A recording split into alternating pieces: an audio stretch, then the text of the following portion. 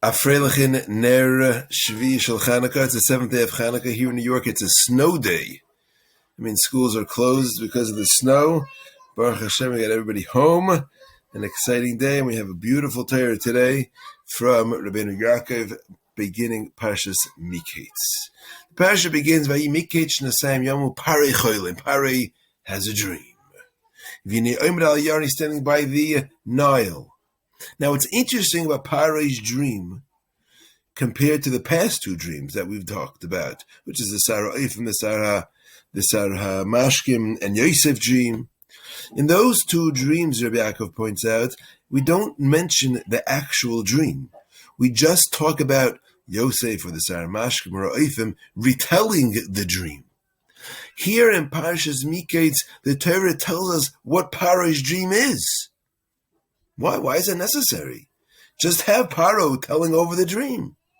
What's the significance of having Paroh Cholim? That's Rabbeinu Yaakov's kasha. So Rabbeinu Yaakov introduces us to an idea about Golus Mitzrayim. Now, I'd like to just, being that it is Chanukah, we could talk about Golus, the four Galias in general, and the relationship Mitzrayim has to that. In the Ma'us Tzur, we sing, which is, I don't know if it's universal, but it's pretty widespread amongst Jewish people. In the Ma'us Tzur, so it talks about the Arba Galiasin, the four exiles that the Jews were sent to, and that's Bavel, Parasumadai, Gyavon, and Edom. There's a paragraph that talks about Bavel, the Beis English being destroyed. The next paragraph talks about Haman wanting to destroy the Jews. The next paragraph talks about the Yevanim coming into the Beis Hamikdash and defiling it. And then the last one, Chasev Zerakachcha, talks about Golus Edom, which we're waiting for it to finally end. Be'ezras Hashem Yisbarach. But these four Galiasin are preceded by a description of Golus Mitzrayim. Ra'ay Sava Nafshi b'yagan koichechi l'chaye meiru b'kushi b'shibud malchus egla. Uv'yadei agdoila haitzias eskula chel parei v'chol zarei yard v'msula. That's a reference to Golus Mitzrayim. And what was it about? Why do we have Golus Mitzrayim? When Yaakov says, because of Kabbalah, that there were nitzotzos, there were sparks of Kedusha that landed up in Egypt.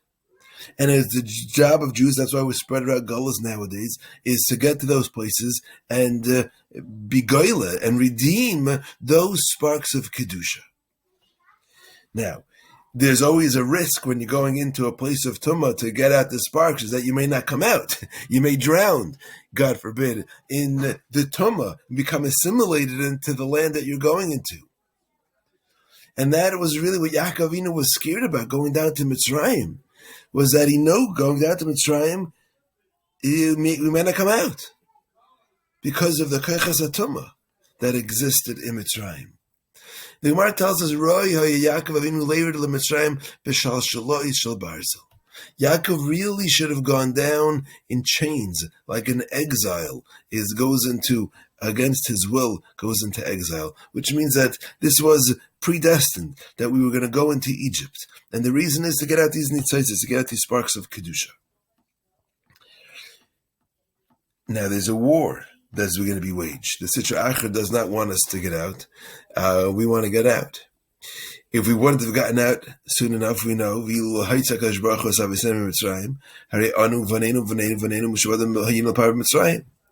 Yaakov had good reason to be scared to go down to Mitzrayim, because it was not an easy war to wage. Now, the flip side of the Keichas HaTumah, we have Keichas of Kedusha. You see, the Shvatim are coming to build Kedusha in the world.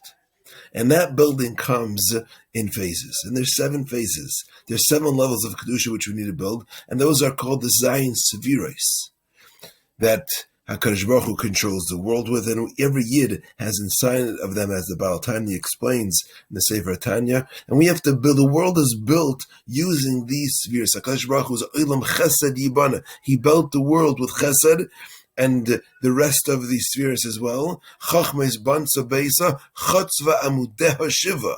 The world, so to speak, stands on 7 pillars. Those are the pillars of Chesed, Gevura, Tiferes, Netzach, Hoid, Yesod, and Malchus. Shiftei Ka, the Shvatim were building the world, they're building the Jewish world, and therefore they were rectifying and bringing out these Zayin Midas. Corresponding to the Zayin Midas of Kedusha, there's a counter force that's called the Zayin Midas of Tumah, and they want to destroy the Zayin Midas of Kedusha.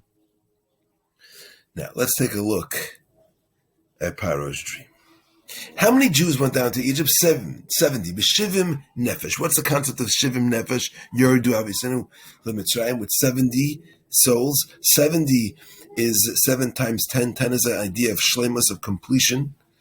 So these 7 amudim, the shiftei ka, were coming down into Mitzrayim, building the building of Kedusha.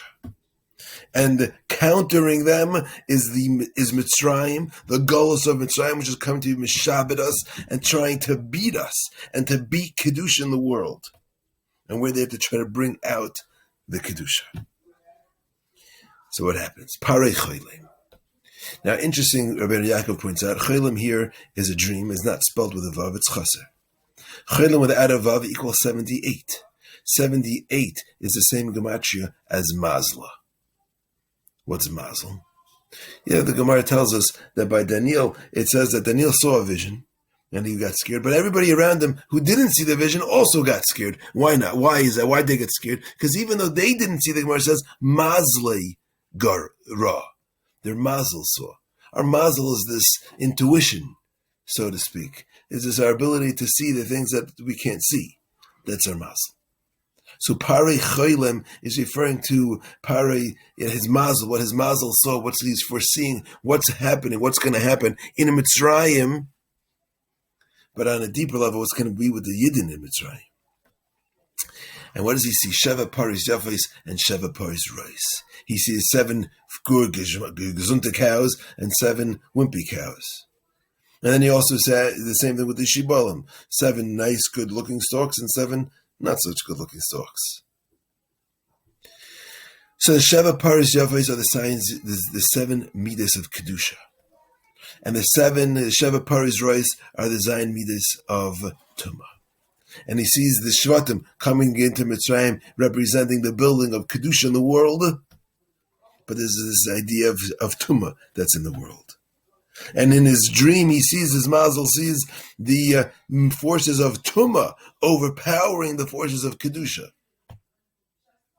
The Sheva Paris Rice swallow up the Sheva Paris Yafes. And how do they do this? It does it through famine. Why through famine? Rabbi Yaakov explains, Zeh toli bezeh.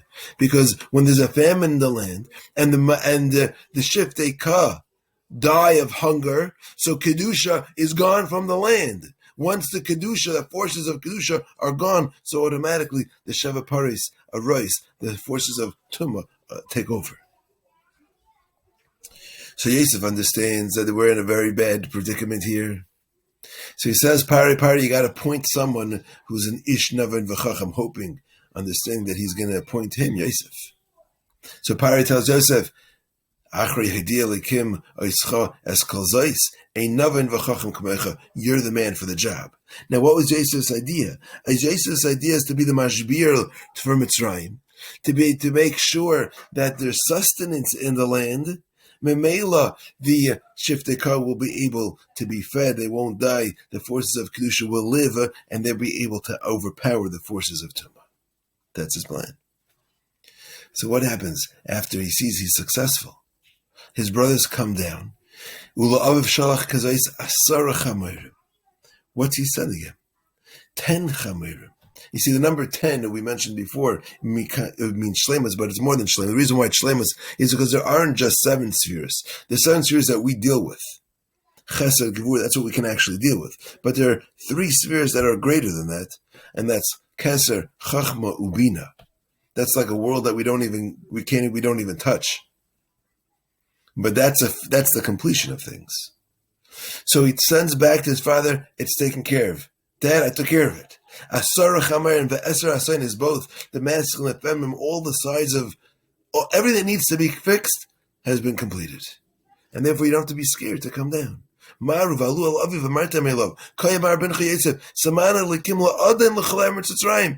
in charge. I'm in charge. We will beat the forces of Tumah. Your forces of Kedusha will overpower eventually the forces of Kedusha. And therefore, Rida Elah, you can come down to me. That's in one realm. Now, Ber Yaakov says these 7 cows and of good and bad also have reference to us in our personal lives. A person lives for 70 years and he'll live for 80 years. And in that time, he'll have the ability to either conquer his Yetzer Hara or fall to his Yetzer Hara. He'll make good choices or he'll make bad choices. He makes good choices, he builds for him the 7 worlds in Gan Eden. If he makes bad choices, then Chas v'Shalom l'hepech. And as a person goes, he's mis'ayr to tshuva as he gets older. So, after 2 years, well, if a person lives for 70, and each year then is represented by 10, so Miketz Shenasayim Yomim, at the end of 2 years, means when a person's around 20. He has his iris of tshuva. Miketz Shenasayim is the gematria, is the Esrim Shana. And a person reaches 20 years old, he realizes, could be I gotta wake up. He looks at the world. Ufare Choylem means, Paroh is a lashon of Pira'ehu, like the mitzvah priya, is to peel back, or to avoid, or to overpower. So we have a choice now. When we reach 20, we're going to either overpower the Yetzer Hara, or he's going to overpower us. What's it going to be? He stands by the river, looks at the world, and he's like in a dream state, and the river's rushing by. You see things moving fast, time doesn't stop. And you can either get swallowed up, or you can fight the current. There's Sheva Paris Yafis and Sheva Paris Acheris. And that's the choice we make in our 70 years of toil. Are we going to let the Sheva Paris Yafis win? Are we going to have good years where we fill it with good Torah and mitzvahs? Or is it going to be fakert? And unfortunately, if it's fakert, if it's the other way, then those Sheva Paris Acheris can take us over. So, as we stand, getting ready for Zeis Chanukah, when we transition in Gevurah Shemaynim Shana, Begvura, with Gevura, we can get to 80. We can go above the 7 and hit the 8. The neist of being Lamala Min HaTeva. On this wonderful Erev Zeis Chanukah, we should be Zeicha to feel the Hisayrus of seeing the world rushing by and say it's time to do tshuva. Let's do tshuva. Let's return to HaKadosh Baruch Hu. Let's fill our years with plenty. Sheva Paris Yavis. Let's turn them into great, wonderful years, being Masakin all of ourselves and our lives, and see wonderful years of plenty. Be'raiv nachas.